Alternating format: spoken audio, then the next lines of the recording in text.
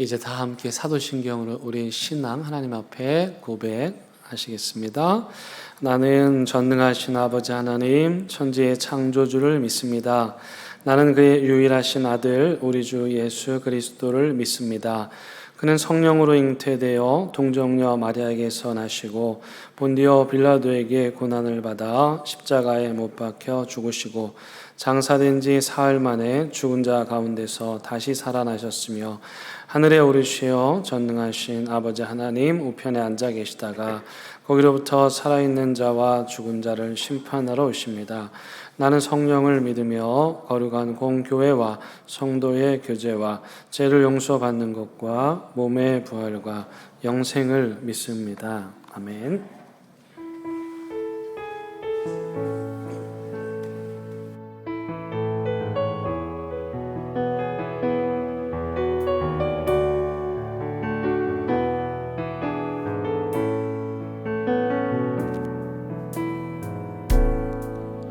하늘의 문을 여소서, 이곳을 주목하소서. 주를 향한 노래가 꺼지지 않으니 하늘을 열고 보소서. 이곳에 임재하소서. 주님을 기다립니다. 기도의 향기가 하늘에 닿으니 주여 임재하여 주소서. 이곳에 오셔서 이곳에 앉으소서. 이곳에서 드리는 예배를 받으소서. 주님의 주님의 이름만이, 오직 주의 이름만 이곳에 있습니다. 이곳에 오셔서 이곳에 앉으소서. 이곳에서 드리는 예배를 받으소서. 주님의 이름만이, 오직 주의 이름만 이곳에 있습니다.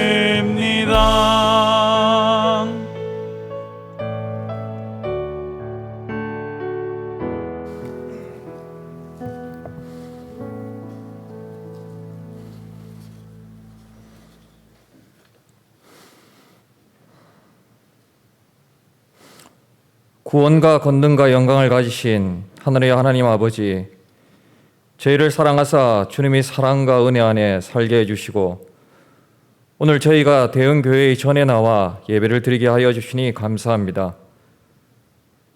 오늘도 세상 살면서 많은 죄를 졌음을 자복하오니 저희의 죄를 용서하여 주시옵소서. 어둠이 아닌 빛의 자녀로 선하며 온전한 모습으로 거듭날 수 있도록 주님 도와주시옵소서.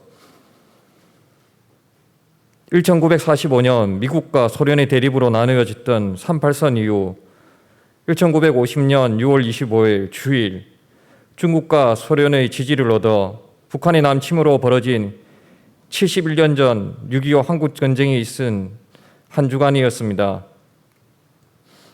저희 한국이라는 나라를 위해 한 치의 땅이라도 넓히기 위해 순국하신 유엔 참전군의 젊은 선녀들과 저희들을 위해 희생하신 국군 장병들의 희생을 잊지 않게 하소서.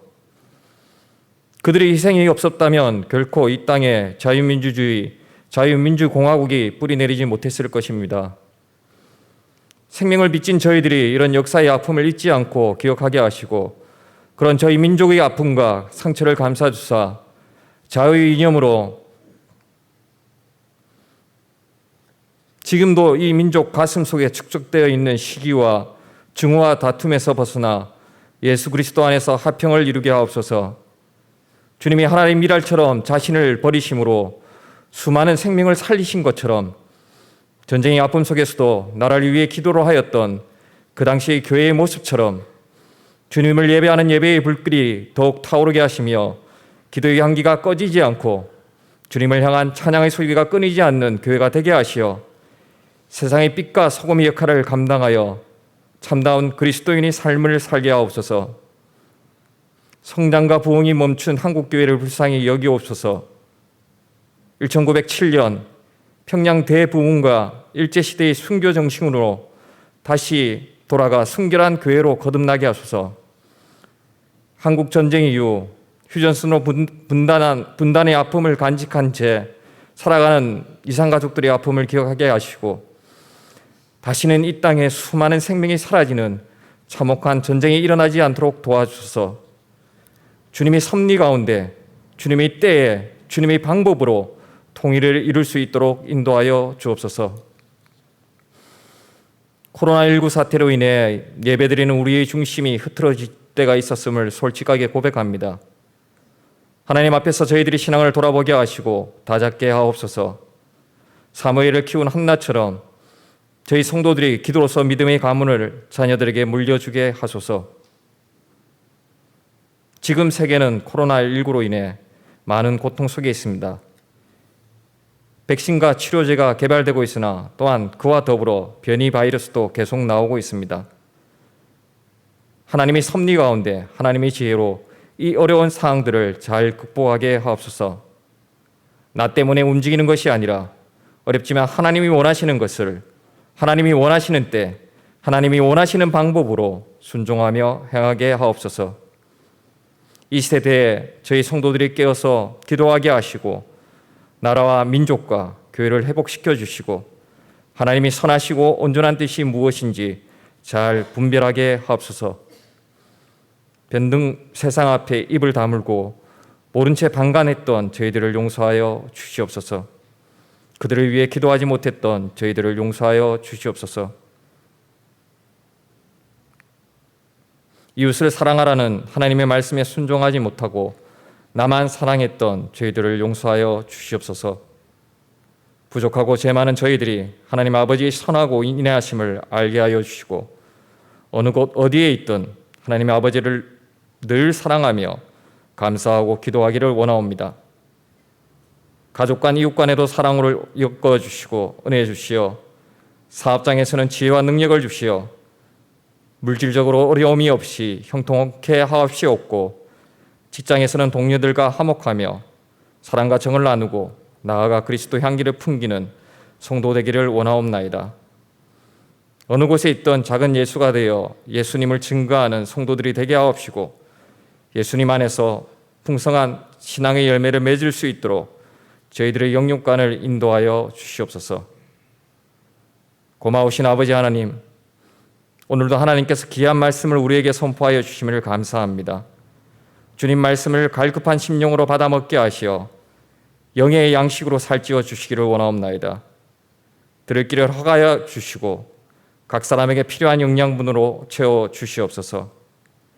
말씀이 살아 움직여 말씀의 시간에 치료의 역사와 세상 속에서 방황하며 살고 인생의 무거운 짐을 짊어진 채로 살았던 성도들의 상한 심령이 고침받는 역사와 약한 자가 힘을 얻는 역사가 강하게 성령으로 채워지게 하여 주시옵소서. 이 시간에 주님 앞에 나와 하나님의 이름을 높이며 경배하며 회개와 감사의 제사를 드리니 주님 기뻐 받아주시고 영광 받아주시옵소서. 우리를 사랑하시어 죽기까지 순종하시고 부활하시어서 저희들을 위해 오늘도 기도하시는 우리 주 예수 그리스도의 이름으로 기도드립니다. 아멘.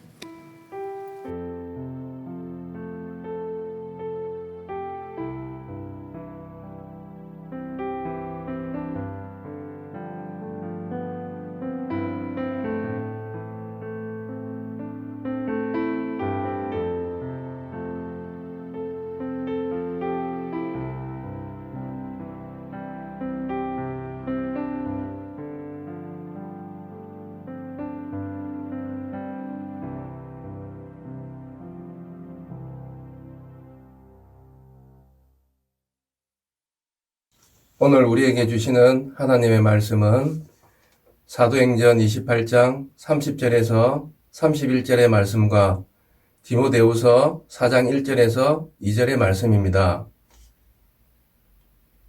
이제 하나님의 말씀을 봉독하겠습니다. 하나님의 말씀을 경청하시기 바랍니다. 바울이 온 이태를 자기 셋집에 머물면서 자기에게 오는 사람을 다 영접하고 하나님의 나라를 전파하며 주 예수 그리스도에 관한 모든 것을 담대하게 거침없이 가르치더라. 디모데후서의 말씀입니다.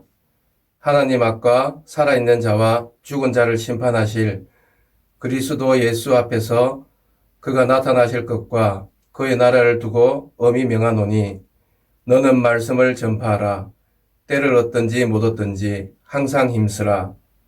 범사의 오래 참음과 가르침으로 경책하며 경계하며 권하라. 아멘. 이것은 하나님의 말씀입니다.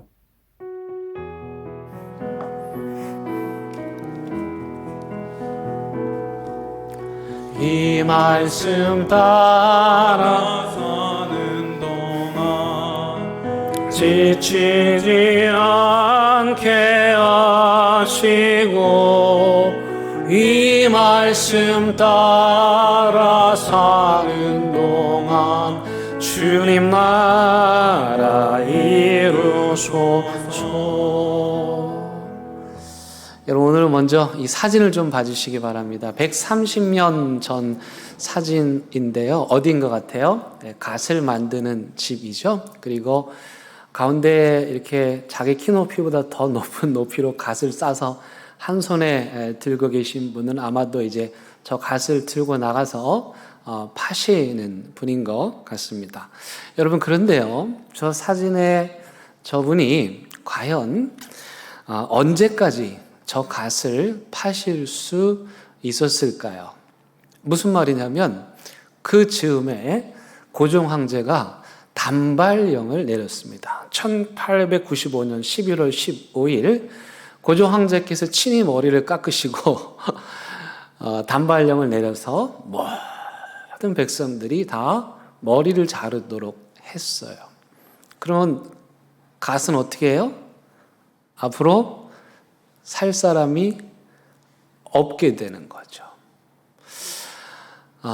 만약에 그 시대 갓을 파시던 분들이 그 단발령을 듣고 그 시대의 변화를 인지하고 그리고 다른 그 새로운 변화에 발맞추어서 다른 일이나 다른 직업을 찾았다면 그분은 아마 새로운 변화와 함께 새로운 삶을 사실 수 있었을 겁니다. 그런데 그 반대로 아니 세상에 머리를 자르다니 이게 말이 되느냐 우리 유교 국가에서 이러면서 끝까지 갓을 만들고 파는 일을 고집했다면 그 변화를 거부했다면 결국 그런 분들은 갓과 함께 역사 속으로 사라지게 되었을 것입니다. 근데 저는 궁금하네요. 저 사진에 갓 들고 있는 저분이 과연 어떤 길을 선택하셨을까? 지금 우리는 엄청난 변화의 물결을 맞이하고 있습니다. 130년 전 이 단발령의 버금가는 그 변화를 우리가 맞이하고 있습니다. 고령화, 또 인구의 감소, 그리고 4차 산업혁명이라고 불리는 이런 일들, 전혀 경험하지 못했던 새로운 일들이 우리 앞에 마주하고 있습니다. 거기다가 갑자기 찾아온 이 코로나19가 그 변화의 속도를 더 빠르게 가속화시키고 있습니다. 그런가 하면 사회뿐만 아니라 교회도 마찬가지입니다. 교회도 코로나 이전에 이미 여기저기서 새로운 변화의 징후들을 감지했습니다. 젊은이들이 교회를 빠져나가고 또 교회가 세상으로부터 신뢰를 잃어버리게 되면서 한참 부흥했던 그 한국교회가 정체되고 또 줄어들기 시작했습니다. 그러면서 이 코로나를 맞이하게 되었는데 교회뿐만이 아니라 선교의 현장도 매우 큰 어려움을 겪고 있습니다. 코로나 이전에 이미 이 선교 선교사님들이 많은 어려움에 직면했었는데 그 중에 몇 가지를 말씀드리면 첫 번째는 민족주의의 부흥입니다. 다시 말하면 이제 타 민족에 대해서 배타적인 자세를 가지게 되고 자민족 중심주의를 부르짖게 되었던 거예요. 한 예를 들면 우리와 가까이에 있는 중국의 경우 지금 선교사님들을 계속 쫓아내고 있습니다. 많은 분들이 지금 추방당한 상태에 있고요. 들리는 소문에 의하면 2025년까지 중국에 있는 모든 선교사님들을 다 추방하겠다고 합니다. 그런가 하면 이 중국 사람들이 그 정보통신이 얼마나 많이 발전되어 있는지 몰라요. 그래가지고 신호등에서 이제 그 신호를 기다리고 서 있잖아요. 그러면 거기에 CCTV가 있어가지고 홍채 인식을 해가지고 그 사람이 누군지 뭐 하는 사람인지를 다 알아낸다는 거예요. 그러니까 이 IT 발전이 선교에 도움이 되는 측면도 있지만 오히려 숨어서 조용히 선교해야 되는 선교사님들에게는 매우 어려운 문제로 작용하고 있습니다. 더 나아가서 중국은 지금 보고 있는 성경을 다 압수한다고 합니다. 그 성경이 잘 번역된 성경인데 이 성경을 압수한 다음에 공산당이 다시 성경을 번역해서 보급하겠다고 그래요. 무슨 말이에요? 그건 성경이 아니죠. 공산당 사상이 들어가 있는 전혀 성경과 상관없는 책을 자기들이 만들어서 보급하겠다는 것입니다. 거기다가 우리가 지금 코로나를 맞이하게 되면서 선교 현장이 앞으로의 미래가 매우 불투명한 그런 상황 가운데 있습니다. 이런 그 거대한 시대의 변화에 우리가 맞서서 가져야 될, 그렇다면 시대 정신은 어떤 것일까? 요즘 많은 사람들이 이 노마디즘에 대한 이야기를 하고 있습니다. 이 노마디즘이란 뭐냐면 이 노마드라는 말에서 왔는데요. 이 노마드는 유목민이라는 뜻입니다. 헬라어로 노마드가 유목민이라는 뜻인데, 여러분 유목민은 뭐 하는 사람들입니까? 가축을 치면서 목초지를 찾아서 오아시스를 찾아서 계속해서 이동하는 사람들입니다. 한 곳에 머물지 않고 계속 움직인다 해서 그런 사람들을 노마드라고 하는데요. 여러분 이 사람들은 그 자기가 머물고 있는 땅에 대한 집착이 없습니다. 왜냐하면 곧 그 땅을 떠날 거기 때문에 그 땅에 있는 것들에 대해서 연연하지 않습니다. 그분들이 관심을 기울이는 것은 무엇이냐면 자연의 변화입니다. 자연의 변화를 예의주시하면서 물이 떨어지거나 또 이제 풀이 다 없으면 또 새로운 목초지를 찾아가지고 이동을 하는 것입니다. 그래서 이 노마드들은, 이 유목민들은 한 곳에 머물러 있을 때도요, 늘 떠날 준비를 하고 있기 때문에 움직이지 않고 오아시스에 머물러 있는 것 같지만 사실은 움직이고 있어서 삶이 지루하지 않고 역동적입니다.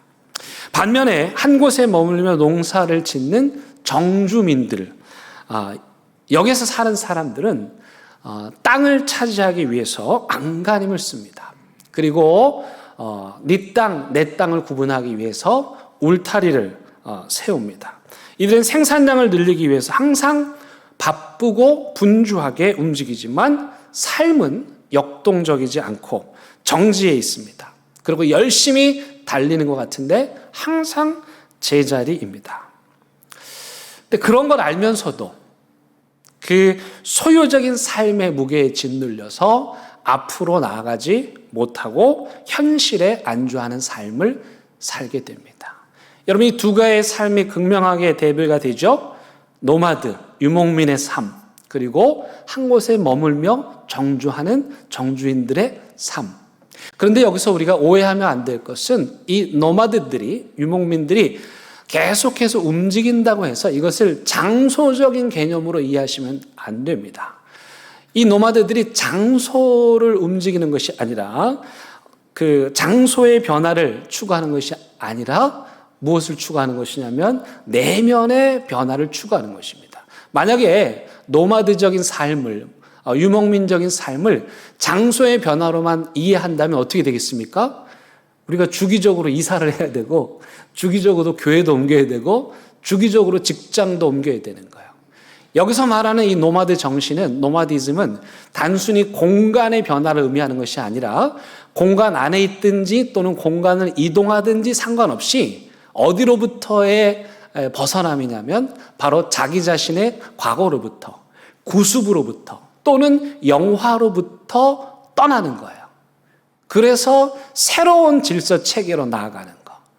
기존에 가지고 있었던 구습을 답습하지 않고 옛날 체계 안에 머물지 않고 새로움을 향해서 떠나는 것이 진정한 노마드적인 삶입니다. 아까 조금 전 사진에서 보신 그분을 예를 든다면 단발령에 내려진 이후에 이분이 진짜 잘하는 거는 이 갓을 한 손에 넣고 돌리시는 건데, 누구도 할 수 없는 자기만의 이 장점인데, 그리고 그것을 통해서 생업을 이어갔는데 이제 시대가 바뀌었으니 내가 잘하는 거 이제 내려놓고 내가 하던 일 이제 내려놓고 이 새로운 체제에 걸맞춰서 새로움으로 나아가는 것.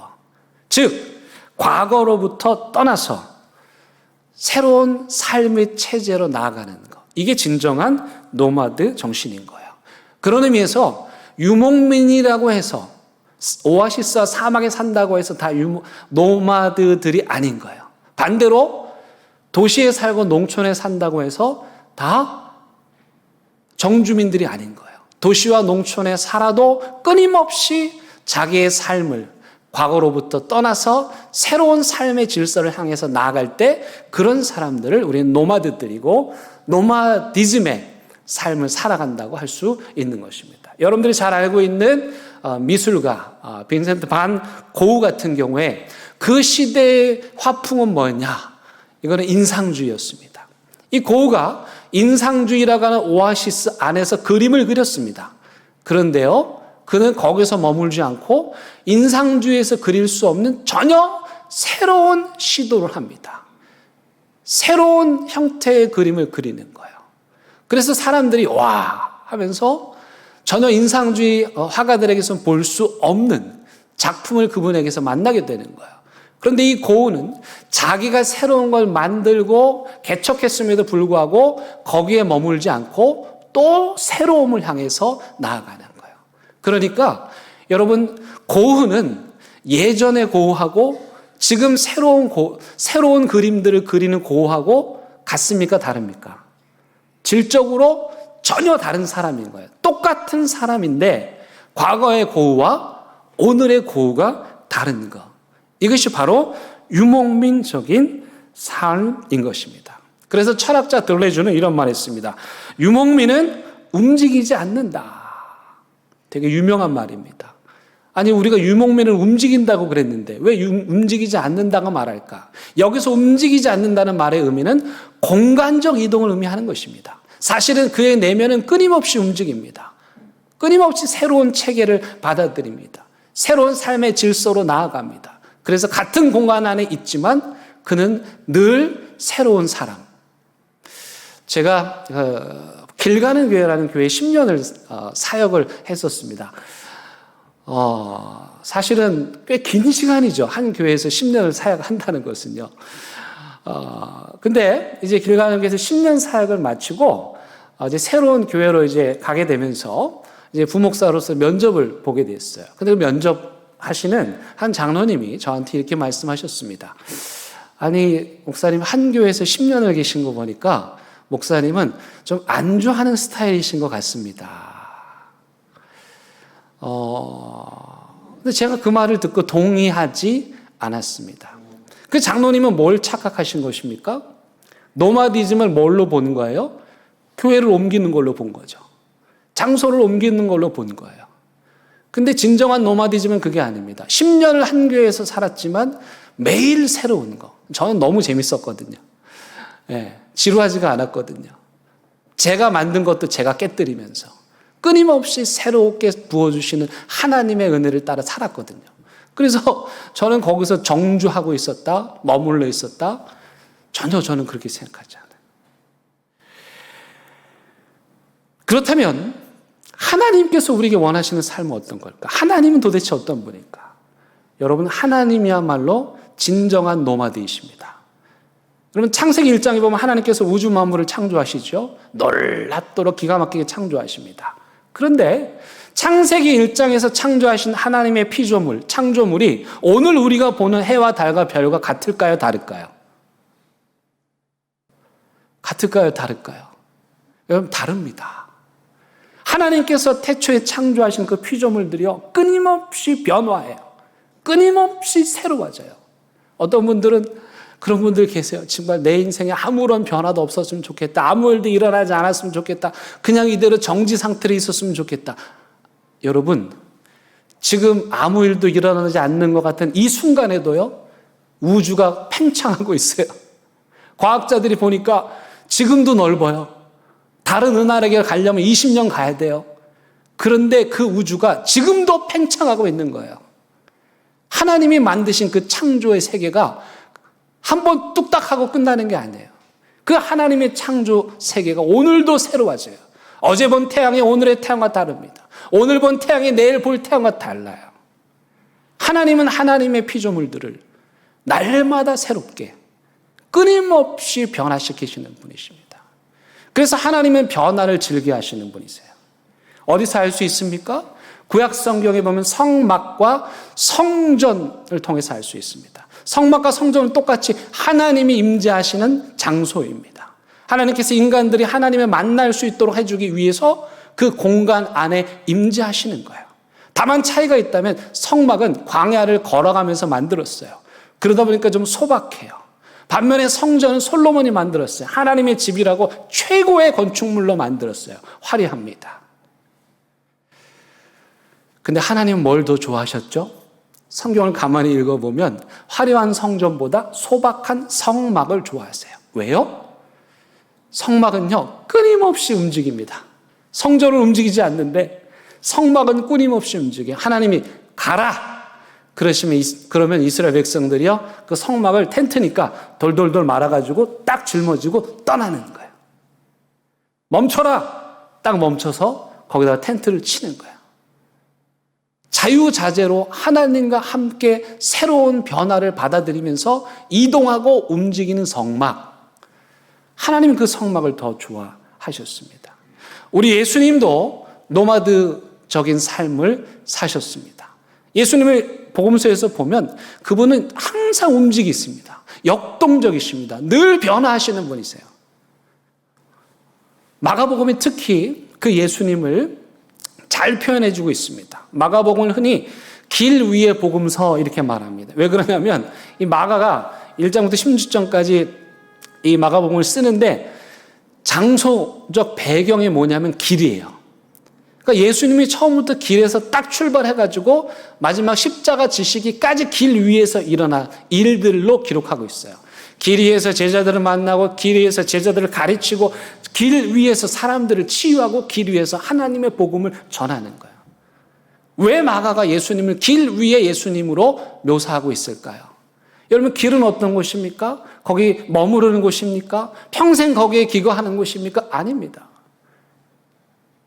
오랜만에 만난 사람들이 있으면 조금 길게 얘기할 수는 있지만 그래도 결국 길 위에 서 있다는 건 계속해서 걸어가야 된다는 거예요. 예수님이 그렇게 계속해서 역동적으로 움직이시는 거예요. 그래서 예수님께서요, 성전을 그토록 비판하셨습니다. 예루살렘의 성전 왜 그랬습니까? 여러분, 이게 움직이지 않아서가 아니고 이게 돌덩어리로 지어져서가 아니고요. 사람들이 그 성전 안에서, 하나님이 머무시는 성전 안에서 옛날의 구습과 옛날의 가치 체계와 옛날의 사고 체계에 그대로 묶여가지고 시대는 변했는데 사람들은 새로운 세상을 만났는데 성전이 그 시대에 걸맞는 대안을 마련해 주기는커녕 그 옛날의 사고 체계를 가지고 그 시대의 사람들의 목을 조르는 거예요. 단발령이 내렸는데 갓을 쓰라는 거예요. 그래서 예수님이 그 움직이지 않는, 변화하지 않는 성전을 그토록 비판하신 것입니다. 그런가 하면 바울 사도도 노마드적인 유목민적인 삶을 살았습니다. 여러분, 이분이 예수님을 만나고 3번에 걸쳐서 유럽과 아시아로 선교 여행을 떠납니다. 그 거리가 자그마치 12,000km나 됩니다. 지금이야 12,000km 아무것도 아니지만 교통수단이 발달되어 있지 않은 그 시대에 12,000km 산을 넘고 배를 타고 그 먼 거리를 다니면서 복음을 전한 정말 놀라운 일이죠. 이분은 한 번도 멈추는 법이 없습니다. 계속해서 끊임없이 길을 가며 하나님의 복음을 전합니다.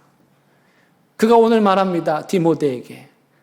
디모데전서 4장 말씀 한 번 더 읽습니다. 하나님 앞과 살아있는 자와 죽은 자를 심판하실 그리스도 예수 앞에서 그가 나타나실 것과 그의 나라를 두고 엄히 명하노니 너는 말씀을 전파하라.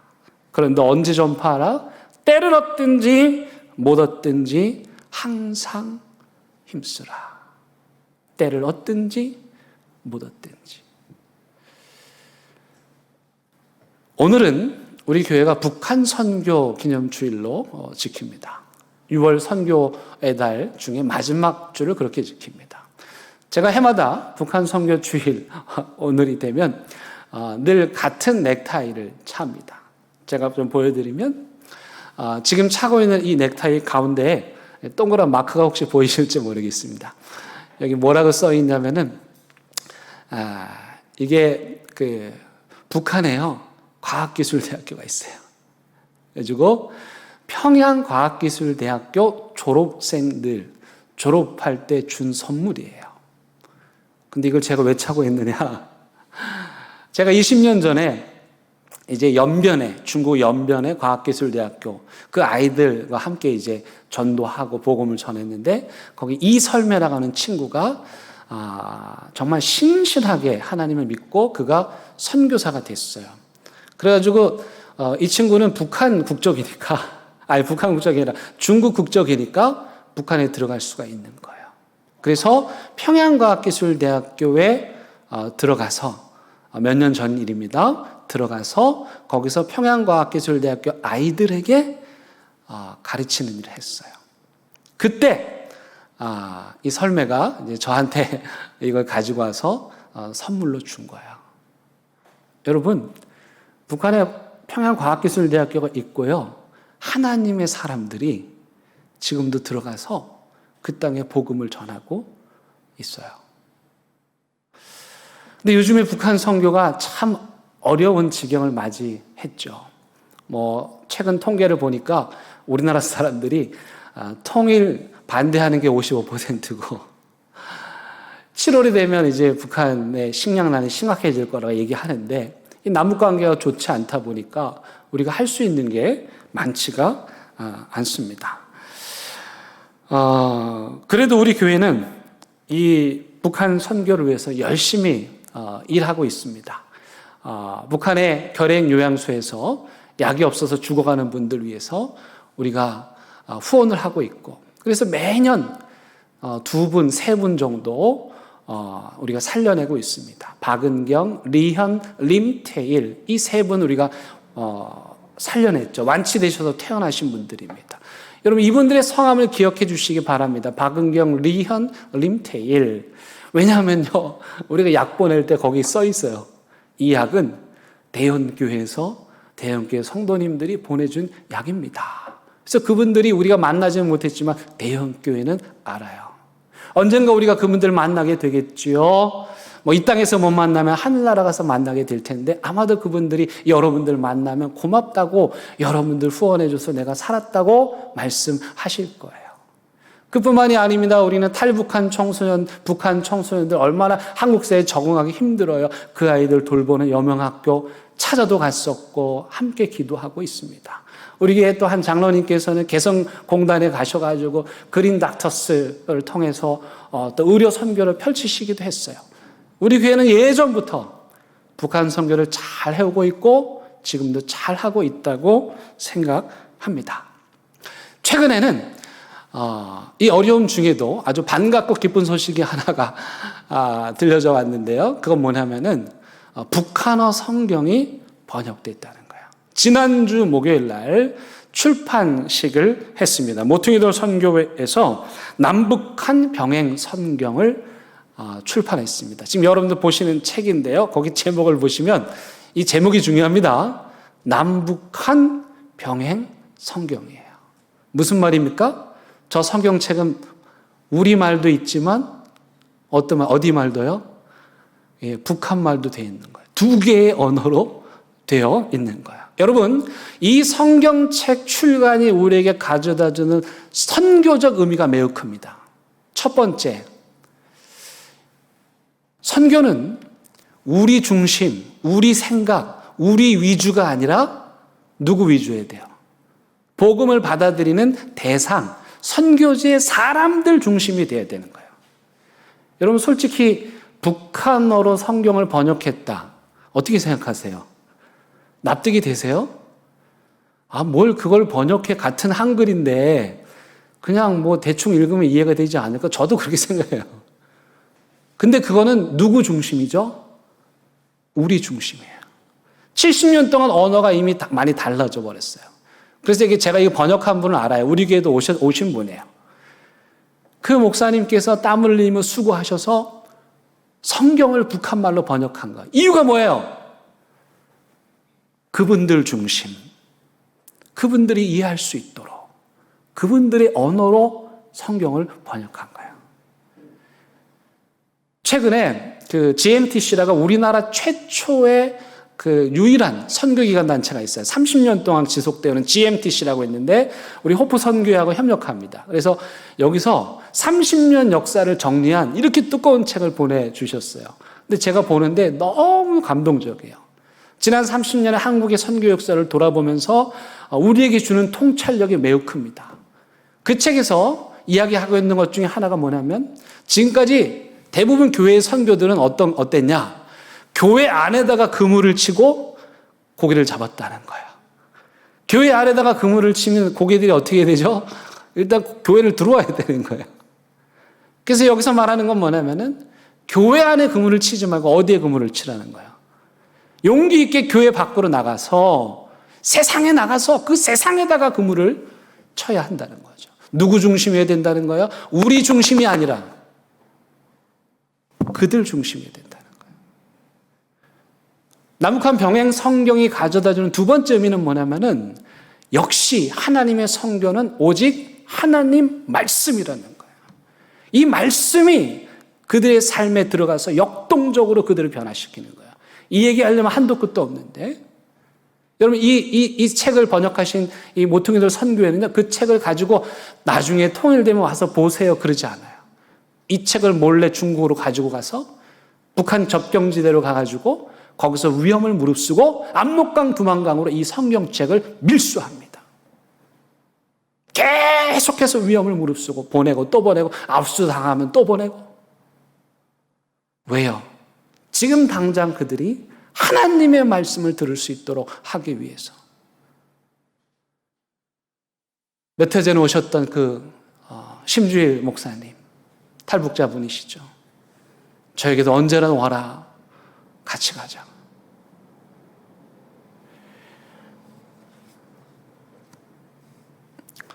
코로나로 모든 것이 멈췄습니다. 사람들이 말합니다. 전도가 안 됩니다. 선교가 안 됩니다. 다 끝나면, 코로나가 끝나면 하십시다. 그런 사람들에게 오늘 바울 사도가 말합니다. 사도행전 말씀 보니까 바울이 로마에 잡혀갔습니다. 아직 미결수의 신분이었기 때문에 황제의 재판을 받기 위해서 기다립니다. 감옥에 갇히진 않고요, 가택연금 상태에 머물러 있습니다. 집 밖에 나갈 수는 없었지만 사람들을 만나게 허락을 받았습니다. 그는 2년 동안 황제의 재판을 기다리며 격리 상태에서, 감금 상태에서, 가택연금 상태에서 자기를 찾아오는 사람들에게 하나님의 말씀을 가르쳐 줍니다. 우리가 지금 다 자가격리 상태이죠. 목사가 신방을 해도 죄인이고 안 해도 죄인이에요, 지금은. 이것도 안 되고 저것도 안 되는. 할 수 있는 게 뭘까? 이 자가격리 상태에서 우리가 해야 될 건 뭘까? 그건 하나님의 말씀, 이 말씀에 깊이 잠기는 겁니다. 그리고 그 말씀이 가르치는 바대로 거기서부터 처음부터 다시 시작하는 겁니다. 여러분, 오디오 바이블 요즘에 시편 말씀인데 얼마나 은혜가 되는지 몰라요. 우리 낭독자분들이 시인의 마음을 깊이 이해하고 낭독을 해주셔서 한 구절 한 구절 울림이 있어요. 여러분, 오디오 바이블 열심히 들으셔야 돼요. 수요 성경 공부 열심히 공부하셔야 돼요. 지난 역사를 돌아보며 하나님 말씀을 통해서 이 시대를 분별하고 새로운 변화에 우리가 무엇을 해야 할지를 말씀을 통해서 해답을 얻어야 돼요. 제가 얻은 한 가지, 교회가 하도 변화하려고 하지 않으니까, 변화를 거부하니까, 단발력 내렸는데도 계속 갓돌리고 있으니까 하나님께서 이 코로나로 우리를 낭떠러지로 떠미신 것 같아요. 변화하기 싫어하는 우리들을 변화하지 않으면 안 되도록 낭떠러지로 떠밀으셨어요. 사도행전에 보면 예루살렘에 청천벽력 같은 일이 납니다. 예수 믿는 사람들 박해하고 잡아 죽이고, 근데 그것이 오히려 그들이 새로운 변화를 추구하는, 머물러 있지 않고 예루살렘 밖으로 사마리아로 땅끝까지 나가는 계기가 되었습니다. 지금 우리는 코로나와 더불어서 엄청난 변화의 파도를 맞고 있습니다. 바라기는 우리 대연교회는 이 파도를 맞고 쓰러져서 해변에서 비참하게 발견되는 교회가 아니라 이 파도를 잘 타고 이 변화와 더불어서 새롭게 거듭나는 교회, 이 시대에 걸맞게 복음 전하고 선교하는 교회가 되기를 주님의 이름으로 간절히 부탁을 드립니다. 우리 함께 찬양하시겠습니다.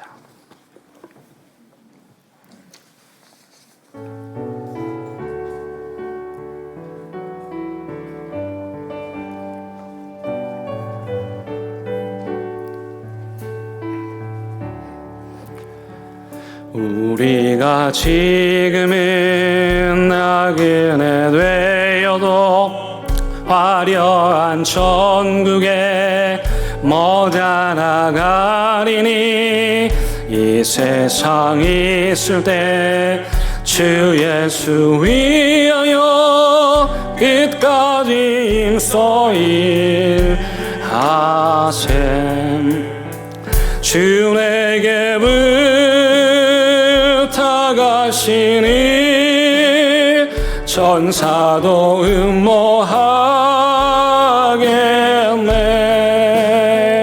화목해 하라신 구주의 말씀을 온 세상 널리 전하세. 주 예수 말씀이 온 세상 만민을 흉악한 죄에서 떠나라 하시니, 이 말씀 듣고서 새 생명 얻으러 이 기쁜 소식 전하세. 주 내게 부탁하시니 천사도 음모하겠네. 화목해 하라신 구주의 말씀을 온 세상 널리 전하세. 영생의 복락과 천국에 갈 길을 만 백성 알도록 나가서 전하세. 주 예수 말씀이 이 복음 전하라 우리에게 부탁하셨네. 주 내게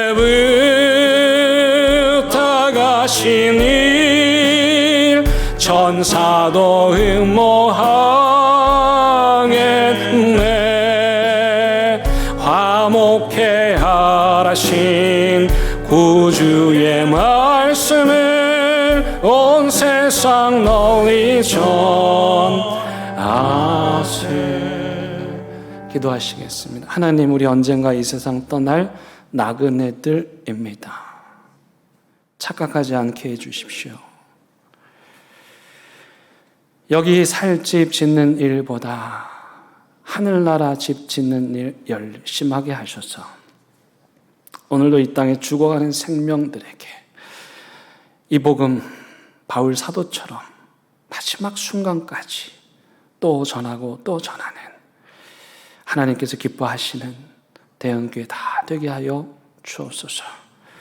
우리 갓 돌리는 일을 잘할 수 있습니다. 갓 파는 일도 잘할 수 있습니다. 그러나 또 새로운 시대로 우리를 안내하시니 이 모든 것 다 버리고 또 기쁨으로 그 새로운 세상을 향하여 믿음으로 나아가는 우리들 되게 하여 주옵소서. 예수님의 이름으로 기도드립니다. 아멘.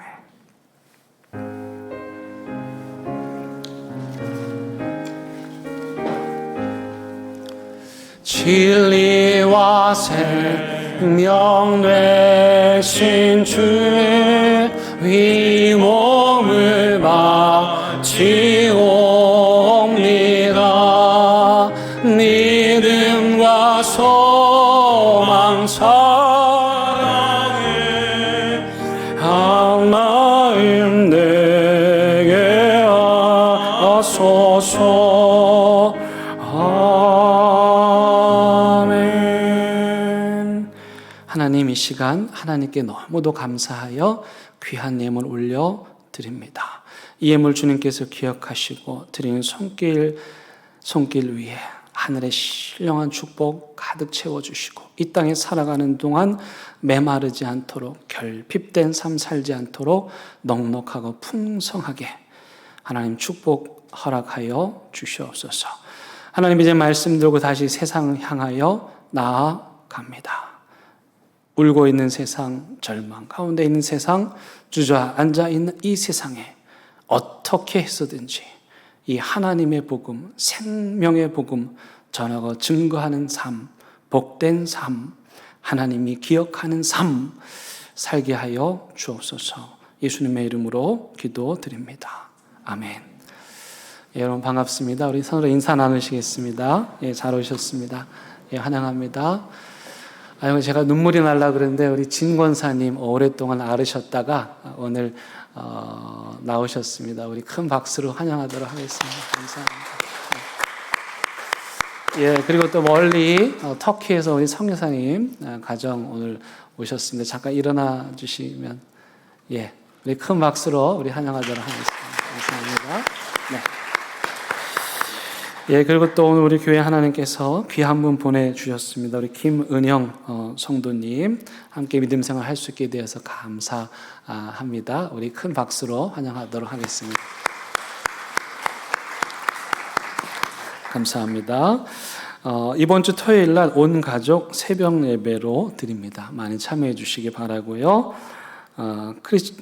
우리 구역장 권찰 이번 주 수요일 날이 종강입니다. 한 번도 빠짐없이 다 참여해 주시기를 바라겠습니다. 우리 장성혜 권사님 아들 우리 주영이가 또 아들 낳습니다. 우리 할머니 되셨는데요. 예쁘죠?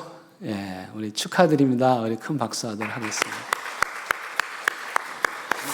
예, 우리 다 함께 일어나셔서 결단의 찬양 부르시겠습니다.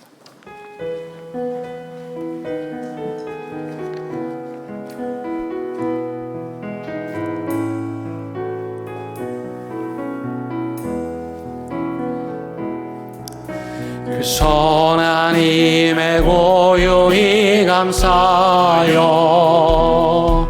그 놀라운 평화를 누리며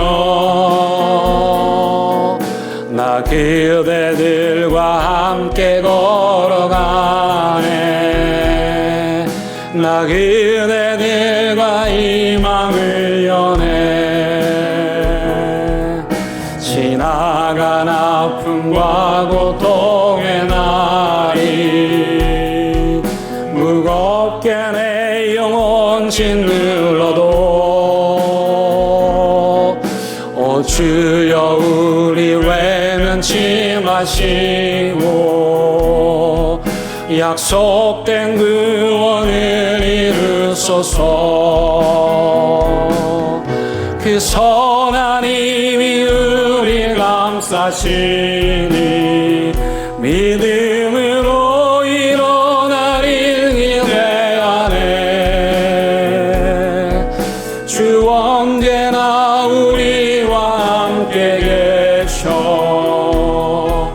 하루 또 하루가는 새로워.